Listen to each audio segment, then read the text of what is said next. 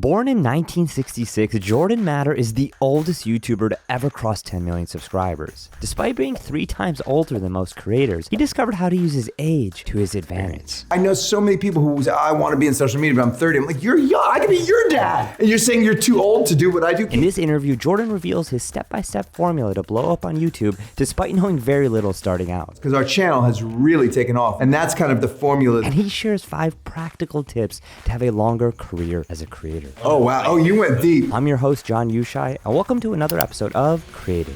You're very good at what you do.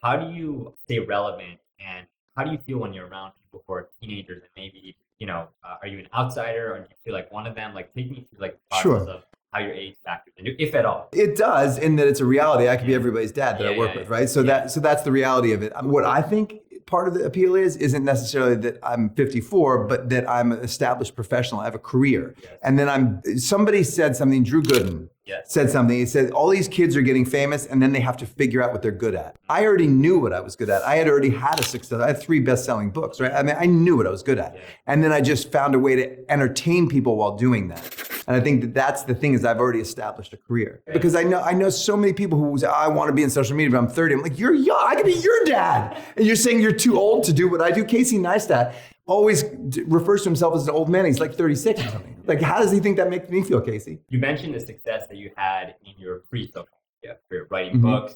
You were doing a lot of portrait photography and photos for people's headshots.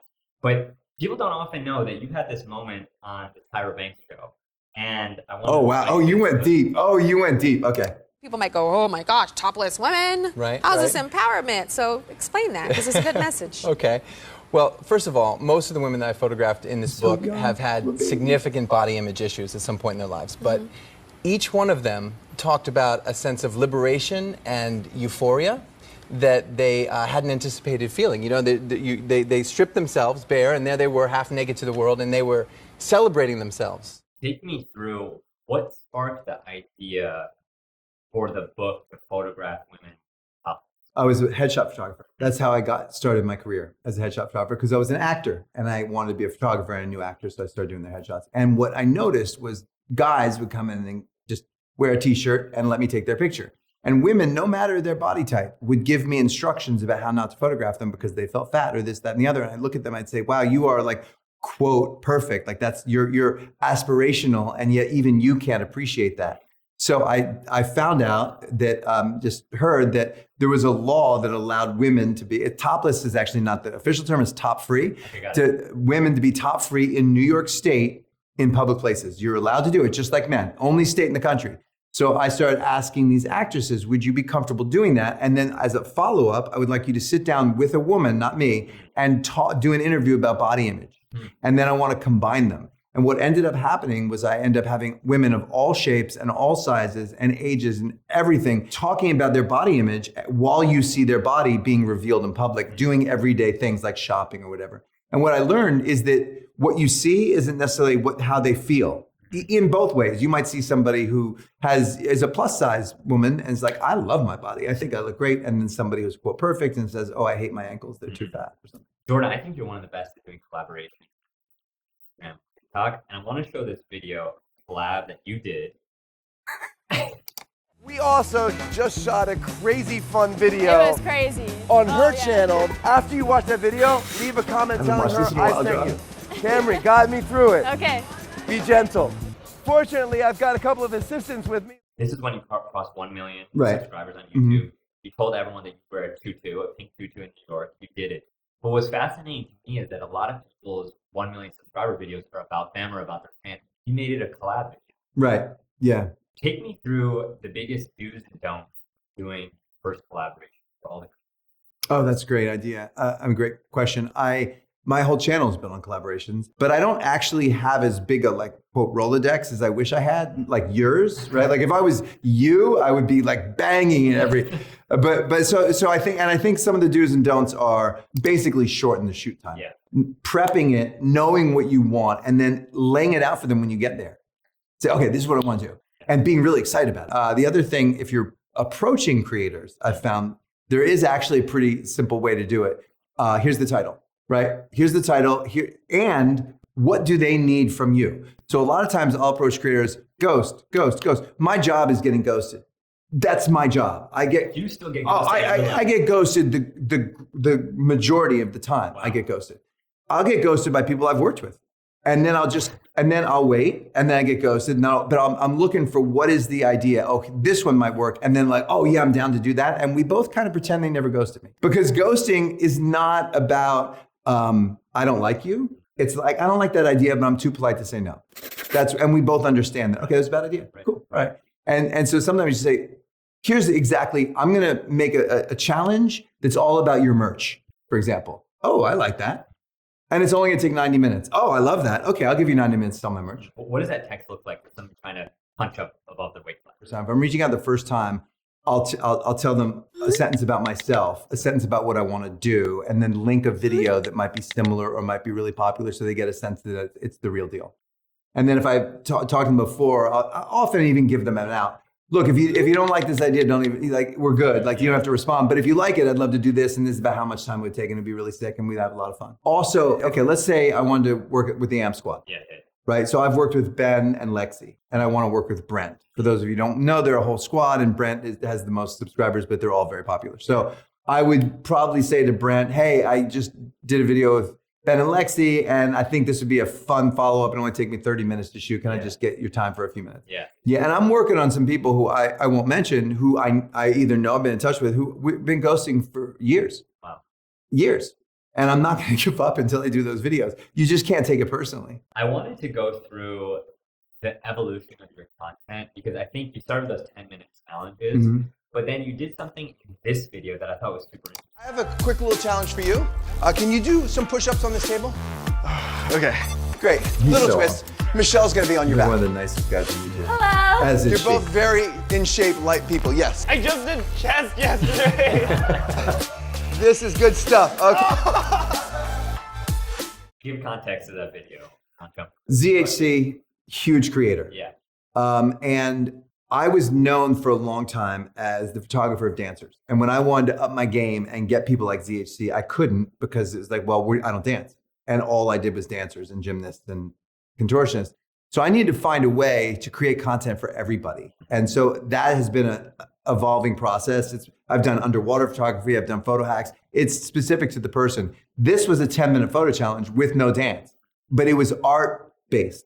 So he was trying to complete this art project, and I was throwing speed bumps in his way. And if he got it done in 10 minutes, then he would win, or somebody would win something. Yeah, those speed bumps, I feel like it's like a story within a story. When you look at most YouTube videos, there's about 60 scenes. Look at a Jimmy video, it's like 60 scenes in 10 minutes. I was having one scene in 10 minutes.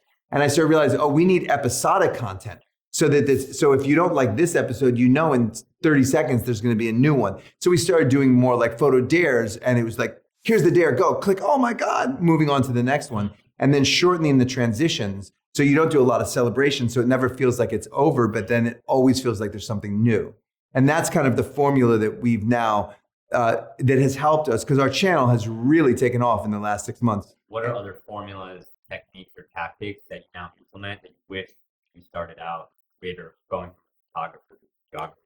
We'll get right back to the video, but if you're working for yourself as a freelancer or creator, you know that it's sometimes hard to prioritize your well-being. That's why Fiverr and the Freelancers Union are giving away $500 micro grants to celebrate International Freelancer Day on October 19th, and here's how you can apply. Many of you already know Fiverr as a platform where you can hire freelancers to create thumbnails, edit videos, and take courses on storytelling, copywriting, and so much more. And in fact, it's one of the first platforms that I ever made money on as a creator. And now, as part of International Freelancer Day, they're giving away $500 micro grants through the Fiverr Wellness Fund, so you can spend it on health, wellness, and more. As long as you meet the requirements for the grant, like doing freelance work for at least 1 year, you can apply between now and November 2nd, as applicants are selected on a rolling basis. Just apply using the link below to let Fiverr know how you'd spend the funds for a chance to be selected for the grant. And big thank you again to Fiverr for sponsoring this video and being such a big part of my journey. All right, back to the video.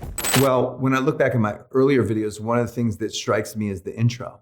The intro is so slow. I mean, I would talk like this, and I was suppressing my energy and then bringing it out when I start shooting. And what I've done since is bring the energy from the beginning and get right into it. So I think the biggest thing that I take away is just get into it quicker. Yeah. Get us started right away. One of the ways that I think that you ask feedback that most creators don't is like you're asking feedback on thumbnails using Instagram, photos, or polls. Can you talk about how you involve your audience in decision making for your content, your titles, your thumbnails? Yeah, I think that if you just drop a video, for example, and they don't know anything about it before, they're less engaged than if you've taken them along the process. Part of it is I want to know what they want to learn. Right.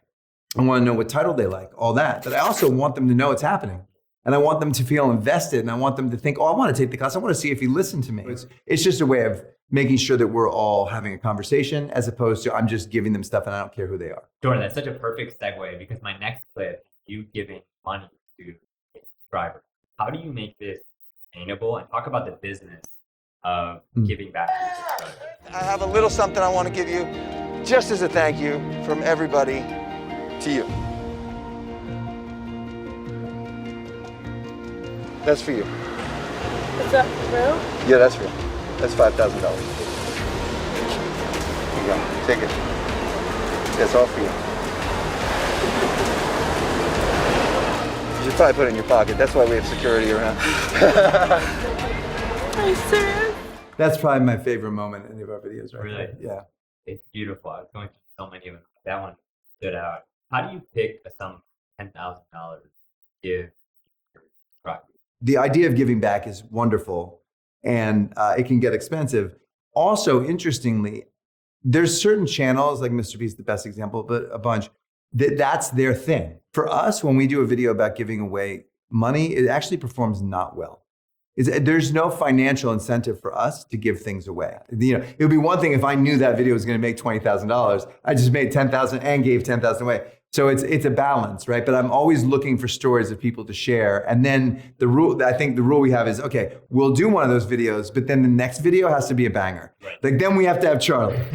So like, Charli, I'm about to bomb. Are you free next week? Because I'm going to need a banger. That kind of deal. Yeah, that's beautifully said. I think you give with so few expectations. Right.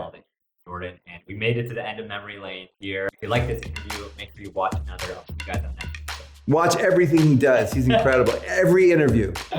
Thank you, Jordan. Thanks, John. Appreciate you. That's man. great. Thank you.